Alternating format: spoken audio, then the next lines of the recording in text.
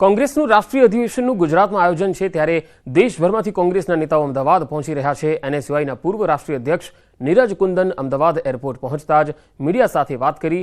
Neeraj કુંદને paper leak સહિતના યુવાનો માટેના મોટા મુદ્દાઓ પણ ઉઠાવ્યા। તેમણે કહ્યું કે યુવાનોના તમામ મુદ્દાઓને લઈને अधिवेशन रोड मैप तैयार कराशे। आए दिन जो है परीक्षाओं में पर्चा जो है वो लीक होता है। मैं एनएसयूए का खुद जो है वो अध्यक्ष रहा हूं और उसमें मैंने देखा है कि उसमें गुजरात भी अछूता नहीं रहा है। शायद ही गुजरात में कोई ऐसी परीक्षा हुई होगी कि जिसमें पर्चा जो है लीक नहीं हुआ होगा। और तीसरी बात है कि जिस तरीके से जो है प्राइवेटाइज किया जा रहा है, एक एक सरकारी संसाधनों को जो है बेचकर जो है उसको प्राइवेटाइज करने का जिस तरीके से काम कर रहा है, इन सभी मुद्दों पे जो है आज युवा जो है त्रस्त है। तो अमदावादમાં યોજાનારા કોંગ્રેસના અધિવેશનમાં જોવા મળ્યો ગલબી જાદુ। કોંગ્રેસ નેતાઓના ગિબલી સ્ટાઇલથી પોસ્ટર લાગ્યા છે। જાહેર રસ્તા પર લાગેલા પોસ્ટર તરફ લોકોનું ધ્યાન ખેંચાઈ રહ્યું છે। રાહુલ ગાંધીના ગિબલી સ્ટાઇલથી પોસ્ટર લાગ્યા।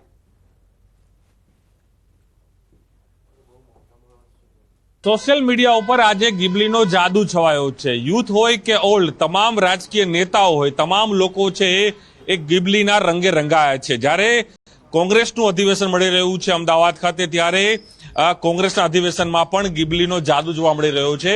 અને જે પોસ્ટર જોવા મળી રહ્યા છે ગિબલીના, રાહુલ ગાંધી હોય કે કોંગ્રેસના જે નેતાઓ છે, પરસોત્તમ સોલંકી, તેના અલગ અલગ જે સાબરમતી રિવરફ્રન્ટના જે માર્ગ છે તે માર્ગ ઉપર આ ગિબલી સ્ટાઇલના પોસ્ટરો એક આકર્ષણનું કેન્દ્ર બન્યા છે। કારણ કે જે રીતે આજે યુથ અને સાથે તમામ જે લોકો છે તે લોકો છે ગિબલીના રંગે રંગાયા છે, ત્યારે કોંગ્રેસનું અધિવેશન છે તેમાં પણ એક નવું આકર્ષણ જે કહી શકાય કે પોસ્ટરની અંદર તે ગિબલીના પોસ્ટરો જોવા મળે છે। જેમાં કોંગ્રેસના નેતા રાહુલ ગાંધી અને કોંગ્રેસ નેતા પરસોત્તમ સોલંકીના આ પોસ્ટરો શહેરના અલગ અલગ રસ્તાઓ, 4 રસ્તાઓ પર જોવા મળી રહ્યા છે, જે સૌ લોકો માટે એક આકર્ષણનું કેન્દ્ર બન્યા છે।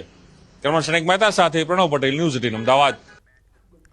કચ્છમાં નલિયા ભુજ હાઈવે પર ચક્કાજામ થયો। ખેડૂતોને સામાજિક સંગઠને ચક્કાજામ કરીને વિરોધ નોંધાવ્યો। ખેડૂતોને અભયારણ્ય વિસ્તારમાં વીજ કનેક્શન ન મળતા વિરોધ કર્યો। પોલીસનો ચુસ્ત બંદોબસ્ત જોવા મળી રહ્યો છે। ચક્કાજામને પગલે ટ્રાફિક જામ સર્જાયો।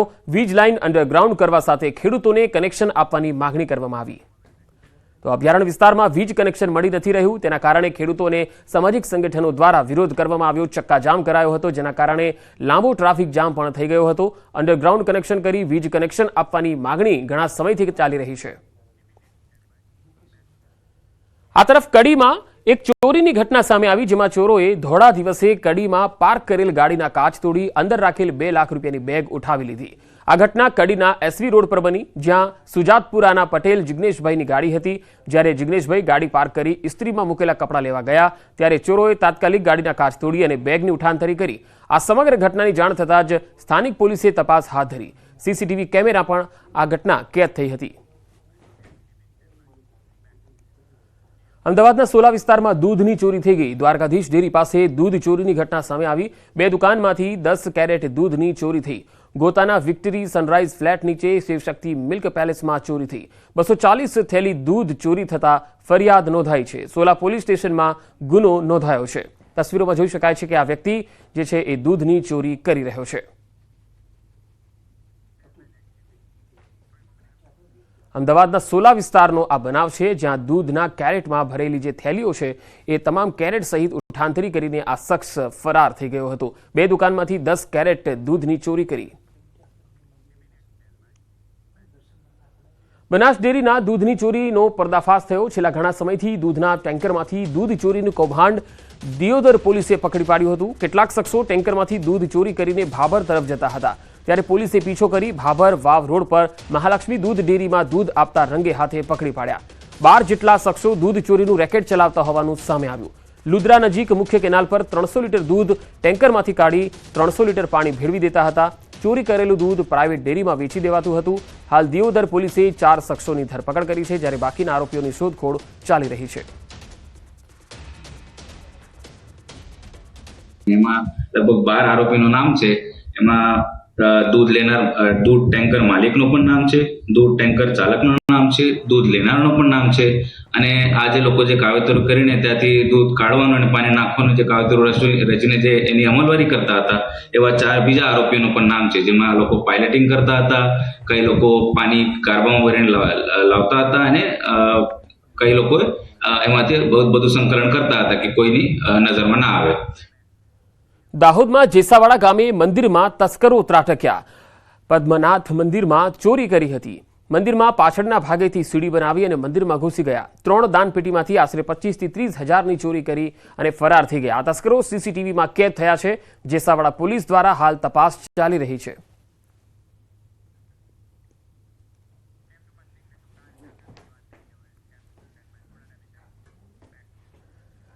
અને હવે વાત કાળઝાળ ગરમીની.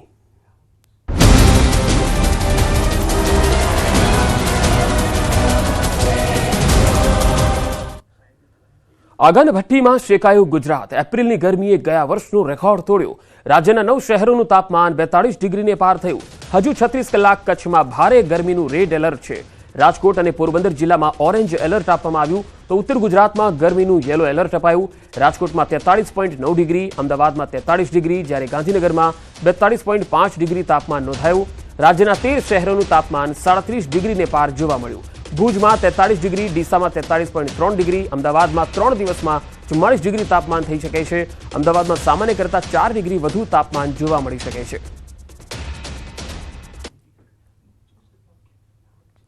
રાજકોટ શહેરનો આજે છે મહત્તમ તાપમાન જે તે 43 ડિગ્રી જેટલું નોંધાયું છે. આજે રાજકોટ શહેરમાં ઓરેન્જ એલર્ટ પણ જાહેર કરવામાં આવ્યું છે. લોકો છે તે ક્યાંક ને ક્યાંક ઘરની બહાર નીકળવાનું ટાળી રહ્યા છે. કેટલાક લોકો નીકળે પણ છે તો તે ઠંડા પીણાનો ઉપયોગ કરી રહ્યા છે. હાલ આપણી સાથે રાજકોટના લોકો છે, આપણે એમની સાથે વાત કરીશું. શું કહેશો, આજે કેવી ગરમી? બહુ જ ગરમી છે. એટલી ગરમી છે, બહાર નીકળવાનું મન નથી થતું. ઠંડુ પીને થોડીક રાહત મળે છે. અન્ય લોકો છે, આપણે એમની સાથે પણ વાત કરવાનો પ્રયાસ કરીશું. ખાસ ગોગલ્સ પહેર્યા છે તમે, ઠંડા પીણા પણ પી રહ્યા છો. કેવી પરિસ્થિતિ રાજકોટ શહેર? બહુ ખરાબ છે, ગરમી વધારે છે. ગરમી વધારે છે. હા, બહુ ગરમ લાગે. ના, અગાઉ નથી પડતી. ઘણા ટાઈમ પછી થયું આવું. રાજકોટના લોકો છે તે ક્યાંક ને ક્યાંક જે છે અત્યારે ઠંડા પીણાનો સહારો લઈ રહ્યા છે. તો બીજી તરફ રાજકોટ શહેરના રાજમાર્ગો પણ હું આપને બતાવવા માંગીશ. આ રાજકોટ શહેરનો યાજ્ઞિક રોડ છે. સામાન્ય દિવસોમાં અહીંયા ટ્રાફિક પોલીસે ટ્રાફિક કંટ્રોલ કરવો પડે તેવી સ્થિતિ જોવા મળતી હોય છે, પરંતુ અત્યારે જે છે તે વાહનોની રફતાર ઘટી ગઈ છે. લોકો છે તે ખૂબ જ ઓછા જે છે પ્રમાણમાં નીકળી રહ્યા છે. જે લોકોને ફરજિયાત બહાર નીકળવું પડે હોય તેવા લોકો અત્યારે બહાર નીકળી રહ્યા છે. તો રાજ્યમાં આ ગરમીએ જોર પકડ્યું છે. ખાસ કરીને કચ્છમાં ભારે ગરમી પડી રહી છે. કચ્છમાં આજે ગરમીનું રેડ એલર્ટ આપવામાં આવેલું છે. ભીષણ ગરમીથી કચ્છવાસીઓ પણ ત્રસ્ત થઈ ગયા છે અને રેડ એલર્ટમાં ગરમીનો પારો હાલ તો 43 ડિગ્રીને પાર છે, પરંતુ રેડ એલર્ટમાં ગરમીનો પારો 45 ડિગ્રી સુધી પણ જઈ શકતો હોય છે. એટલે કે 45 ડિગ્રીની જે ગરમી હોય છે એ ખતરનાક સાબિત થઈ શકે છે. એટલે બિનજરૂરી લોકોએ ઘરની બહાર ખાસ બપોરના ટાઈમે ન નીકળવું જોઈએ. કચ્છમાં સતત ગરમીથી લોકો છે તે ત્રાહીમામ પોકારી ઉઠ્યા છે. ત્યારે ફરી પાછી આજે કચ્છમાં હવામાન વિભાગ દ્વારા રેડ એલર્ટ આપવામાં આવ્યું છે. ગઈકાલની તાપમાનની વાત કરવામાં આવે તો ગઈકાલે ભુજનું તાપમાન છે તે 43 ડિગ્રી છે તે નોંધાયું હતું. તો કંડલા એરપોર્ટનું તાપમાન છે તે 45 ડિગ્રી નોંધાયું હતું. ત્યારે આજે ફરી પાછું હવામાન વિભાગે છે તે કચ્છમાં રેડ એલર્ટ આપ્યું છે. ત્યારે હજુ પણ ભારે ગરમીનો લોકોનો સામનો કરવો પડશે. આ જે પ્રમાણે આપ દ્રશ્યો જોઈ રહ્યા છો કે આ ભુજના દ્રશ્યો છે તે ભાસી રહ્યા છે. ચોક્કસથી આ દ્રશ્યોમાં જે પ્રમાણે આ પ્રસ્તાવો જોઈ રહ્યા છો જે હાલ ગરમીના લીધે જે સુનસાન ભાસી રહ્યા છે તો ટણકારોનું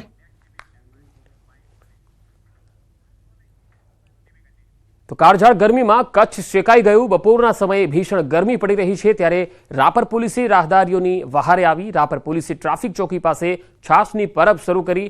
હાલ ધૂમ ધકતા ઉનાળાની કાળઝાળ ગરમીમાં રાહદારીઓ તથા રાપર તાલુકાના ગ્રામ્ય વિસ્તારોમાંથી આવતા લોકો માટે છાશની પરબ શરૂ કરી છે. લોકોને ગરમીથી રાહત મળે એ માટે ટ્રાફિક પોલીસની ચોકી ખાતે લોકો માટે છાશનું વિતરણ શરૂ કરાયું છે.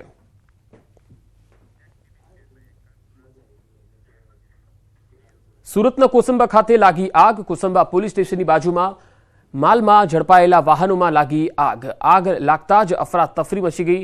આગમાં 4 વાહનો પણ બળીને ખાખ થઈ ગયા. વિદેશી દારૂ કેમિકલમાં ઝડપાયેલ વાહનો ખુલ્લી જગ્યામાં મૂકવામાં આવતા હતા.